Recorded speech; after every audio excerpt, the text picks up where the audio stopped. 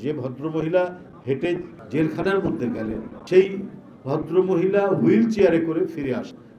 দেখো, গোপালগঞ্জ তো বাংলাদেশেরই একটা জেলার না। আমি একটি জাতীয় রাজনীতি করি, জাতীয় নেতা বলে তোমরা বলো, তো এইটা এইভাবে বলাটা আমার ঠিক হয়নি। এটা নিয়ে ভাবলাম পরে যে বাহ, কত গভীরভাবে তুমি এটা দেখেছেন এবং বুঝেছেন এবং উপলব্ধি করেছেন যে এটা আমাদের মাথার মধ্যেও আসেনি।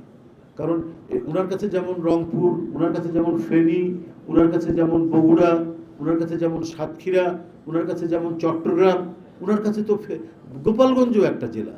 উনি যখন প্রধানমন্ত্রী, তো গোপালগঞ্জেরও তো উনি প্রধানমন্ত্রী। উনি যেমন ভুরুঙ্গামারির প্রধানমন্ত্রী, উনি তেমনি কাশিয়ানিরও তো প্রধানমন্ত্রী। আর এটারই মানে উনি এই যে অঞ্চলটি, এই যে সমগ্র বাংলাদেশের মধ্যে যত জনপদ আছে, সেই জনপদেরই তো উনি প্রধানমন্ত্রী। তো উনি যদি কোনো একটি জনপদকে একটু হেয় করেন, তো এটা তো উনি জাতীয় নেতা হিসাবে তো ঠিক হয় না। দেখেন কত বিবেচনাবোধ উপলব্ধি। উনি বলছেন যে এটা বলা আবার ঠিক হয় না।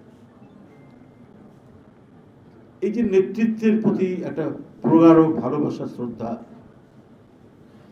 এমনি আসে না, অন্তর থেকে সেটা আসে। কারণ তার অভিজ্ঞতা, তার প্রাজ্ঞ অভিজ্ঞ বিবেচনাবোধ, এই বিবেচনাবোধই তাকে আজকে জাতীয় রাজনীতির এত উচ্চ অবস্থান দিয়েছে। দেখেন কত ধরনের কটূক্তি করা হয়েছে তার বিরুদ্ধে। তার রাজনীতির প্রধান প্রতিপক্ষ যিনি শুধু কটূক্তি নয়, কুরুচিপূর্ণ কথা বলেছেন, অশ্লীল কথা বলেছেন তাকে, কিন্তু উত্তরটা উনি দিয়েছেন অত্যন্ত সৌজন্যবোধ সম্পন্ন, সুরুচি সম্পন্ন, অথবা বলেননি, নীরব থেকেছে। এবং এতেই সাধারণ মানুষের মধ্যে তার উচ্চতাকে আরো বেশি বাড়িয়ে তুলেছে।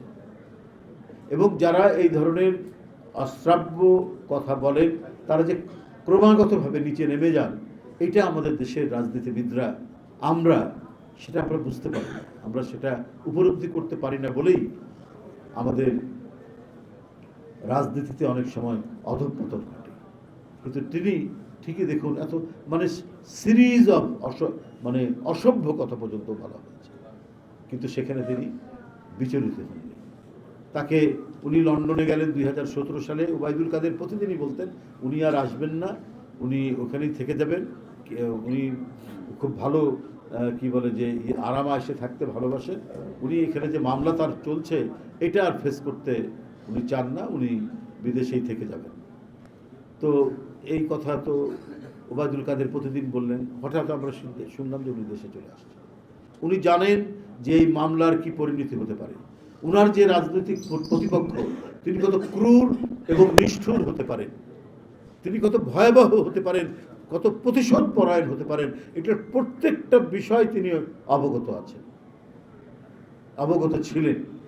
কিন্তু উনি তার উপর যে একটা বড় ধরনের ধাক্কা আসছে, উনি যে ভয়াবহ নিপীড়নের মধ্যে পড়বেন, এটা জেনেও তার যে দেশপ্রেম এবং মৃত্তিকার প্রতি তার যে অকুণ্ঠ ভালোবাসা, সেটা আবারও পড়লেন, তিনি প্রমাণ করলেন। যেটা 2008 সালে মঈনুদ্দিন ফখরুদ্দিনরা চেষ্টা করেছিল, কোনোভাবেই যখন তাকে সরাতে পারেনি, তখন আবদার করলেন শেখ হাসিনা যে আমি তাহলে ফিরে যাব, তখন সে ফিরে আসলেন। তো এইবারও অনেক চেষ্টা করে যখন পারেনি, তখন তাদের যে এজেন্ডা, সেই এজেন্ডা অনুযায়ী তাকে কারাগারে নেওয়া হলো এবং তাকে কোনো উন্নত চিকিৎসা দেওয়া হলো না, যখন তিনি ক্রমাগতভাবে অসুস্থ হয়ে পড়ছেন। যে ভদ্রমহিলা হেঁটে ইয়ের মধ্যে গেলেন, কি বলে জেলখানার মধ্যে গেলেন, সেই ভদ্রমহিলা হুইল চেয়ারে করে ফিরে আসলেন।